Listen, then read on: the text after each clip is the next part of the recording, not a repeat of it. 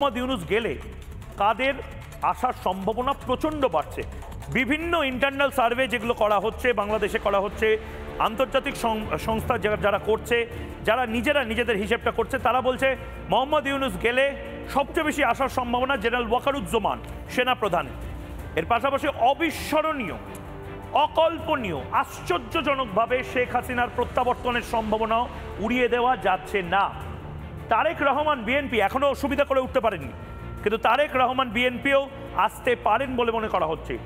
সবচেয়ে বড় surprise element, master stroke এই মুহূর্তে গোটা বাংলাদেশের যে তিনজন নাম উঠে আসতে পারে, শফিকুর রহমান জামাত, মাহফুজ আলম তথ্য উপদেষ্টা, প্রধান উপদেষ্টা হওয়ার রেসে রয়েছেন হাসনাত আবদুল্লাহ নেতা জাতীয় নাগরিক পার্টি। আবার যেটা মনে করা হচ্ছে হাসনাত আবদুল্লাহর সাথে নাহিদের এই মুহূর্তে একটা টানাপোড়েন চললেও চলতে পারে, কারণ নাহিদ নিজে প্রধান উপদেষ্টা বা প্রধানমন্ত্রী হওয়ার যে অ্যাসপিরেশন, সেই অ্যাসপিরেশন নিয়ে আসে। হাসনাত আবদুল্লাহকে মানুষ বেশি পছন্দ করে। হাসনাত আবদুল্লাহর এই মুহূর্তে মানুষ অনেক বেশি ভোটে হয়তো হাসনাত আবদুল্লাহকে বাংলাদেশের মানুষজন চায়।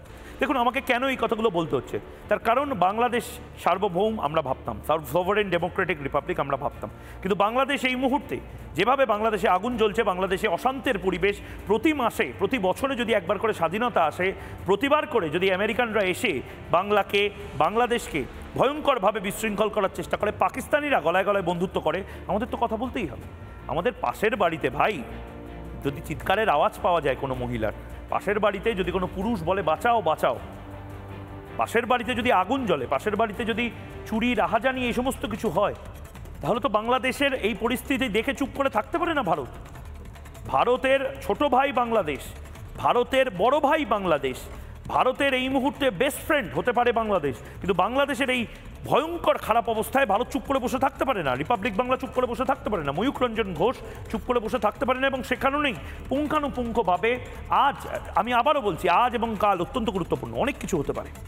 বিমান শঙ্কর নন্দ, কি মনে হচ্ছে বাংলাদেশে একটা বড় পালাবদল হতে পারে আবার? মোহাম্মদ ইউনূস আজ না হয় কাল পালাচ্ছে, এটা কনফার্ম, কিন্তু তারপর কি এবং এই ডাইনামিক্সটা কি করে চেঞ্জ হবে? একটা কথা বলি, সেটা হচ্ছে মোহাম্মদ ইউনূস পালাতে চাইছে, আজ হোক কাল ওকে পালাতে হবে। তার কারণ এই ভদ্রলোক ক্ষমতা পেয়ে যা যা অন্যায় অপরাধগুলো করেছে ও খুব ভালো জানে। ওর বিরুদ্ধে যদি বিচার শুরু হয় তাহলে কিন্তু এর আগে মুজিব হত্যাকারীদের যে পরিণতি হয়েছিল সেটাও ওর হয়ে যেতে পারে। ফলে মোহাম্মদ ইউনূস তার আগেই পালাতে চাইছে, কারণ সে নিজের আখের গুছিয়ে নিয়েছে, প্রচুর টাকা ট্যাক্স ছাড়ফাড় করে নিয়েছে। আজকেই শেখ হাসিনার একটা অডিও আমি শুনছিলাম, উনি তো প্রকাশ্যেই মোহাম্মদ ইউনূসকে একদম অভিযুক্ত করেছেন যে প্রচুর টাকা সে এদিক ওদিক করেছে নিজের পরিবারের। ফলে এখন লক্ষ্য একটাই, জামাতকে ধরে বাঁচার চেষ্টা করছে এবং ওই তথাকথিত কিছু ছাত্র নেতাদের। কিন্তু কতগুলো বিষয় মনে রাখতে হবে। আওয়ামী লীগ মার্কে হয়তো সাময়িকভাবে একটু চেপে গেছে, কিন্তু বাংলাদেশে এখনও বৃহত্তম রাজনৈতিক সমর্থন রয়েছে আওয়ামী লীগের দিকে। আমার ধারণা more than 40% people they support Awami League. এক। দ্বিতীয় কথা হচ্ছে যে আওয়ামী সরকারটাই এখনো পর্যন্ত বাংলাদেশ সংবিধান অনুযায়ী বৈধ সরকার। আমি 2020-তে বাংলাদেশে গিয়েছিলাম একটা সেমিনারে, ওদের সংবিধান এবং সেই সংবিধান বিষয়ক দু একটা বই কিনেছিলাম, পড়ছিলাম। গতকালই বসে বসে উল্টে পাল্টে দেখছিলাম যে এই যে শাসন ক্ষমতা যেভাবে নেওয়া হয়েছে, তথাকথিত কিছু উপদেষ্টা, অধিকাংশই তারা ফরেন পাসপোর্টধারী, এই সরকারটা অ্যাবসলিউটলি সংবিধান অনুযায়ী বেআইনি সরকার। এ সরকারের কোথাও কোনো অস্তিত্ব থাকতে পারে না সংবিধান অনুযায়ী। আগামী দিনে যদি সংবিধান রিভাইভড হয়, বর্তমান সংবিধান, তাহলে এরা প্রত্যেকে কিন্তু দেশদ্রোহিতার অভিযোগে পড়বে, কারণ এরা দেশের বিরুদ্ধে অপরাধ করেছে, ধরে নিতে হবে সংবিধান অনুযায়ী। তাহলে এখন কি হতে পারে? বাস্তব রাজনীতি অনুযায়ী এই মুহূর্তে যেহেতু এই সরকার, তার কিছু এই সমস্ত ছাত্রনেতা, তারা আওয়ামী লীগকে প্রায় মেরে মাঠের বাইরে বার করে দিচ্ছে, ফলে আওয়ামী লীগের পক্ষে লড়াটা মুশকিল হচ্ছে। ফলে এমন একটা হতে পারে, যেটা আমি রাষ্ট্রবিজ্ঞানের একজন অধ্যাপক হিসেবে বলি, যে ওয়াকারুজ্জামানের সামনেই এখন একটা সম্ভাবনা। কারণ বিমলদা, আমি যদি একবার, আপনি যেহেতু রাষ্ট্রবিজ্ঞানের অধ্যাপক এবং আজ আপনার রাজনৈতিক পরিচয় রয়েছে, আমি একদম ইলেকশনের মতন, ইলেকশন সেশনগুলোতে যেরকমভাবে আমরা একদম ভেঙে ভেঙে আলোচনা এবং বিশ্লেষণ করে, আমি পিসিআরকে বলবো যে মোহাম্মদ ইউনূস গেলে কারা কারা আসতে পারে ফ্রন্ট রানার যারা, তাদের মুখগুলো একবার আমি চালাই, এবং তার পাশাপাশি আপনি যে কথাগুলো বলছেন মানে জেনারেল ওয়াকার আসতে পারে এই সম্ভাবনা সবচেয়ে বেশি, কিন্তু তার পাশাপাশি শেখ হাসিনা, তারেক রহমান, এদের প্রত্যেকের সম্ভাবনা তৈরি হচ্ছে বিমলদা। এবং এটা নিয়ে যদি আপনি আপনার বক্তব্য একটু বলেন, এটা আপনার কি মনে হচ্ছে?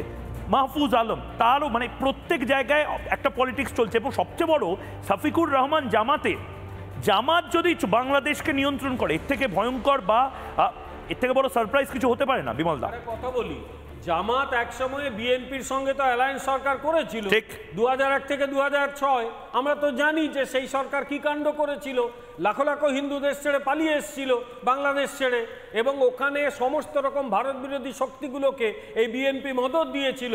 শুধু তাই নয়, 2004 সালে চট্টগ্রাম আর্মস হলে প্রায় 11 লরি অস্ত্র পাওয়া গেছিল, যেগুলো আসামে পাঠানো হচ্ছিল, এবং যার জন্য ওই নিজামি বলে একজন এবং লুৎফুজ্জামান বাবরের মৃত্যুদণ্ড হয়েছিল। বর্তমান সরকার তাদের ছেড়ে দিয়েছে। ফলে বিএনপি এই কাণ্ড কারখানা করেছে, জামাতও এই কাণ্ড কারখানা করেছে। কিন্তু যেহেতু হাতে ওদের ক্ষমতা এখন আছে, ন্যাচারালি ইউনূস পালালে হয়তো ওই জামাতকে বসিয়ে দিতে পারে। কিন্তু আমার ধারণা বাংলাদেশ আর্মি অনেকটাই সহ্য করেছে এই মুহূর্তে। আমার বাংলাদেশে কিন্তু ইউজুয়ালি মানুষ কোথাও কোনো দেশে সামরিক শাসন চায় না, কিন্তু আমার যা বাংলাদেশের অনেকের সঙ্গে কথা বলে মনে হচ্ছে একটা বড় অংশের মানুষ চায় যে আর্মি এখন আপাতত রাজনৈতিক ক্ষমতা নিক, এবং ওয়াকারুজ্জামান ক্ষমতা পেলে তাহলে হয়তো বাংলাদেশ ঠিক পথে হাঁটবে। যদি এটা হয়, ওয়াকারুজ্জামান যদি হাতে ক্ষমতা নেওয়ার সাহস দেখান, কারণ ভদ্রলোক একটু ভীতু মনে হচ্ছে, ভীতু টাইপের, উনি যদি ক্ষমতা নেওয়ার সাহস দেখান, তাহলে কিন্তু শেখ হাসিনার দেশে ফেরার সম্ভাবনা বাড়বে। কারণ আর্মি কিন্তু বলছে আর অন্যায় তারা হতে দেবে না। কিন্তু আজকেই তো বাংলাদেশের যশোর এবং আরও কতগুলো জায়গায় মতুয়াদের গ্রাম সব জ্বালিয়ে দেওয়া হয়েছে। এই ঘটনা এখনো বাংলাদেশে ঘটছে। ফলে সামরিক বাহিনী যদি আরও অ্যাক্টিভ ভূমিকা পালন করে, তাহলে কিন্তু এই সমস্ত শক্তি দেশ ছেড়ে পালাবে বা গ্রেপ্তার হবে, ইউনূস সমেতেরা। দ্বিতীয় হচ্ছে যে শেখ হাসিনা এবং আওয়ামী লীগ তারা প্রকাশ্যে রাজনীতি করার একটা সুযোগ পেতে পারেন। শেখ হাসিনা ফিরতে পারেন, তিনি যদি নিরাপত্তা পান, জয় দেশে ফিরে আসতে পারে। আর থার্ড হচ্ছে যে বাংলাদেশে আবার রাজনৈতিক প্রক্রিয়া শুরু হতে পারে, যেখানে বিএনপি এবং আওয়ামী লীগ আবার মানে ময়দানে লড়াই করে নির্বাচনে প্রতিদ্বন্দ্বিতা করতে পারে। কিন্তু তার আগে লাস্ট লাইন যেটা দরকার, সেটা হচ্ছে টু রিভাইভ দ্য গভর্নমেন্ট। যে সরকারটাকে অন্যায়ভাবে সরিয়েছে সংবিধান বহির্ভূতভাবে, তাকে তো আগে রিভাইভ করতে হবে, এবং সেটা এই মুহূর্তে আর্মি ছাড়া আর কেউ করতে পারবে না। আমি নানা ধরনের কন্টেন্ট দেখার জন্য লাইক করুন, শেয়ার করুন আমাদের ফেসবুক পেজ, সাবস্ক্রাইব করুন আমাদের ইউটিউব চ্যানেল। পাশাপাশি অন্যান্য ব্রেকিং নিউজের জন্য অবশ্যই চোখ রাখুন রিপাবলিক বাংলায়।